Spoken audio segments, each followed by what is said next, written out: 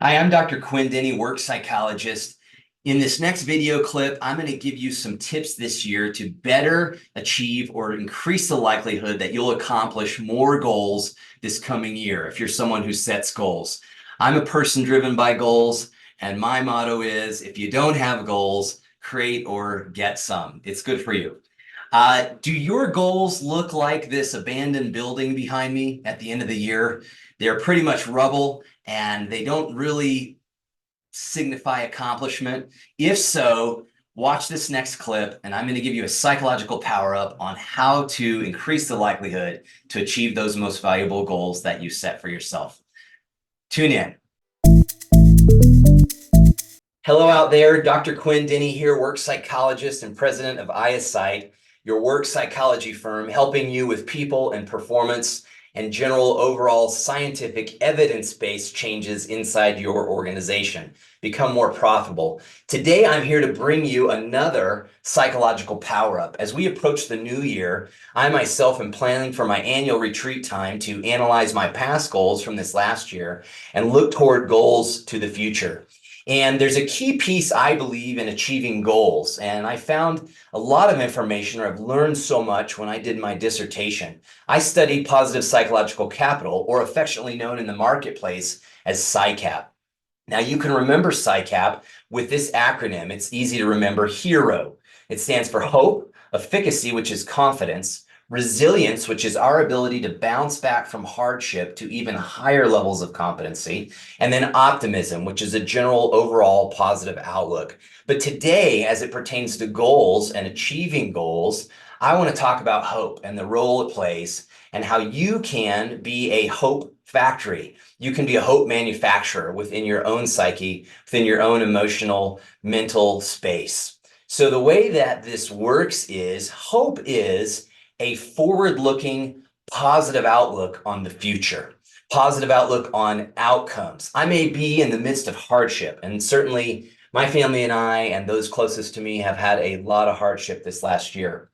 Now, I can choose to make that hardship my main focus. And I like to use this example. I'm going to draw a little asterisk here in my hand, and then I'm going to show you that. So here's the asterisk. Let's say this is my hardship.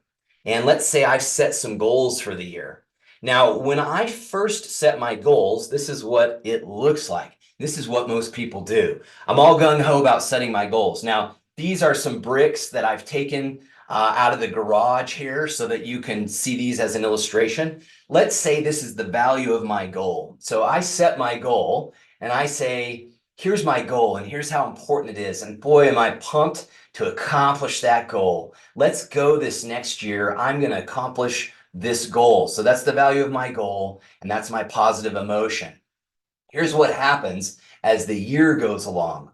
As the year goes along, I might face some hardship in accomplishing this goal. And so gradually over time, some people have a tendency to begin to look at their hardship, look at the effort, the price they have to put forward in order to achieve that goal. And then guess what happens? This becomes the focus. The hardship, the pain, the suffering, what's necessary, the discipline to achieve the goal in our minds becomes more salient or top of mind than the original perceived value. Think of it this way. I begin to look at my hardship and I begin to do this. And then eventually all I see is the hardship. And I say, this is awful. I'll never make it. It's so hard. I'm so tired.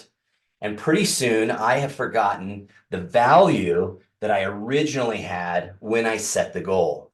And therefore the goal becomes more important to me, and I'm less likely to be motivated to do the right behaviors that are going to achieve the goal. Because guess what? I now consider the price to be paid or the risk worth more or weighing heavier than the value of the goal. It's simple math.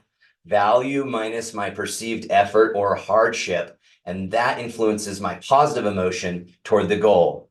So how do we create a solution for that? Well, here's the solution.